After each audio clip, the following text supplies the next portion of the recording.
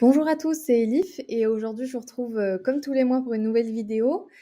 Aujourd'hui je voulais vous remontrer un petit peu plus en détail notre nouvelle plateforme et plus particulièrement notre page comparaison. Donc la page comparaison, vous pouvez y accéder comme c'était déjà le cas auparavant sur la barre latérale directement ici depuis comparaison.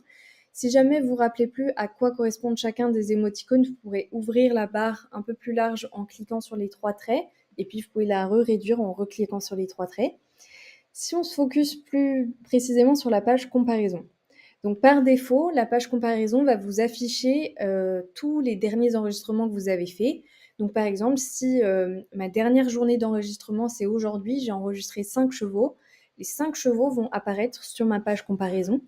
Si jamais ils n'ont pas tous fait le même travail, pas tous travaillé sur la même piste et que c'est pas très judicieux de les comparer tous, mais certains oui, on peut en supprimer certains en cliquant directement sur la petite croix ici. Donc ça, c'est pour les entraînements de la journée.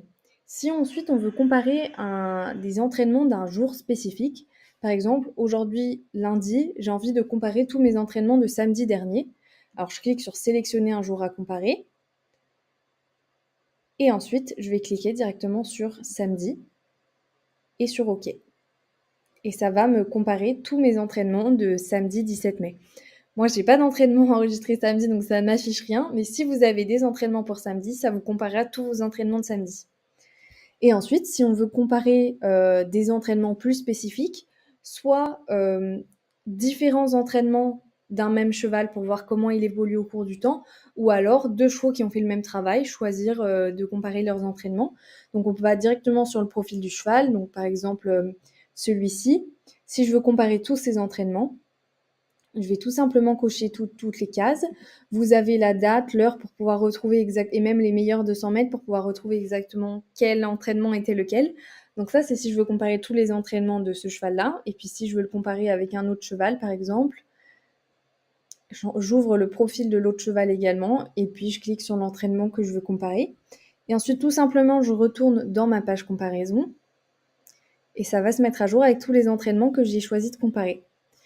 Si jamais vous voulez télécharger le PDF de la comparaison, vous pouvez le faire ici pour le partager avec un propriétaire ou votre assistant entraîneur ou quiconque qui pourrait être intéressé par ce genre d'informations. Et ensuite, ce qui est assez intéressant sur la page comparaison, elle est assez similaire à celle qu'on avait auparavant. La petite nouveauté, c'est qu'auparavant, ça vous comparait tous vos paramètres clés et on ne pouvait pas vraiment changer les paramètres comparés à part en allant dans les paramètres de votre compte, changer vos paramètres clés.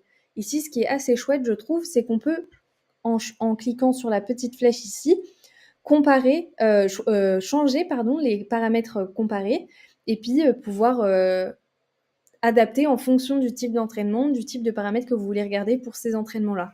Par exemple, mettons, mes chevaux ont travaillé sur 1000 mètres, j'ai envie de voir les meilleurs 1000 mètres.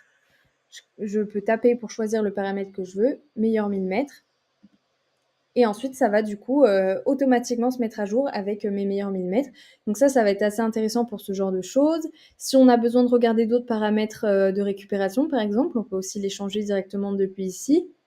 Si par exemple, je juge que c'est plus intéressant de regarder la fréquence cardiaque au retour en pourcentage plutôt qu'en BPM, je peux le changer comme ceci. Et puis pareil, si jamais dans vos paramètres clés, c'est l'amplitude à 60 km/h, mais aujourd'hui vos chevaux sont pas montés jusqu'à 60 et que du coup vous n'avez pas forcément de données, et ben on peut changer pour le regarder plutôt à 50 par exemple. Donc ça, vous allez pouvoir le faire hyper facilement, changer tous les paramètres et puis pouvoir tirer le maximum de vos données comme ça en choisissant les paramètres que vous voulez comparer.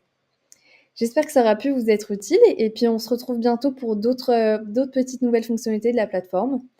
Au plaisir de vous revoir.